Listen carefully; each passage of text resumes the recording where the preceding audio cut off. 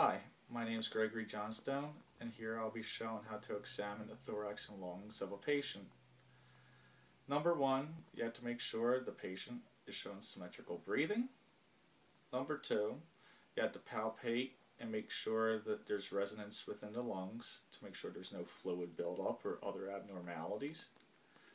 And then finally, you also have to check the breathing sounds of the patient to make sure the breathing sounds normal and there's no adventitious or abnormal breathing sounds. You have to do the posterior lungs, and you also have to do the anterior lungs. So first we'll start off with posterior. Okay, so to make sure you do a symmetrical breathing process, you put your hands like this on the back of your patient and you ask them to breathe. Breathe again. Now what you're trying to make sure here is that both lungs are filling up simultaneously without any problems, because if one lung fills up more than the other, there's a possibility of a lung collapse. The second process is palpating the lungs. And this way you're making sure there's resonance and that there's no problems with pain on touch. So you start up here and you tap your fingers against the hand and you go like this. Slowly continue down.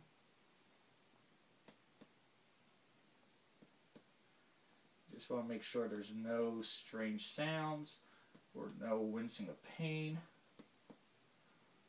because any of these signs can signify that your patient is having an issue with their health.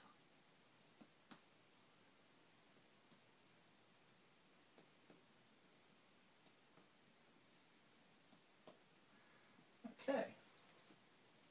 And then the third thing you have to do is listen to the breathing sounds with your stethoscope. Now, one thing you always have to make sure is always disinfect your stethoscope before you do your work. And you usually do that with an alcohol wipe, because the last thing you want to do is bring a nosocomial infection to your patient. So you start up here and you ask the patient to breathe. And again. And again.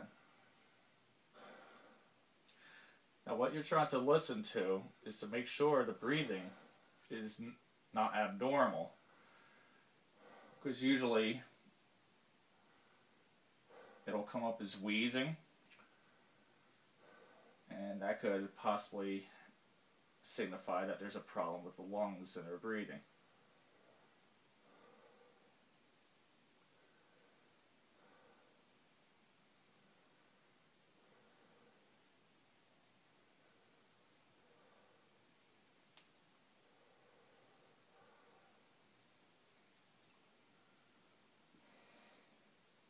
Okay. And also, when you're doing the breathing without checking the sounds, you want to make sure it's 10 to 20 breaths per minute. Anything below that is bradyapnea, and if anything above that is 24 or greater, will be tachypnea.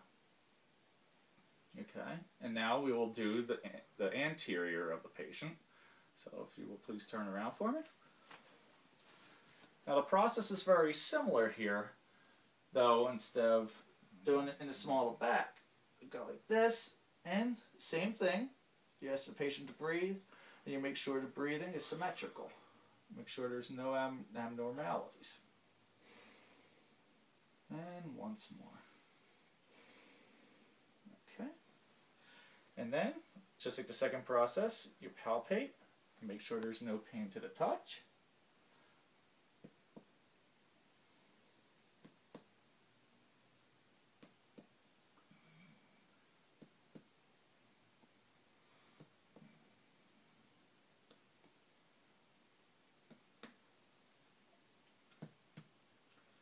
Okay. And then the third process, once again, is checking the breathing sounds. Making sure there's no wheezing.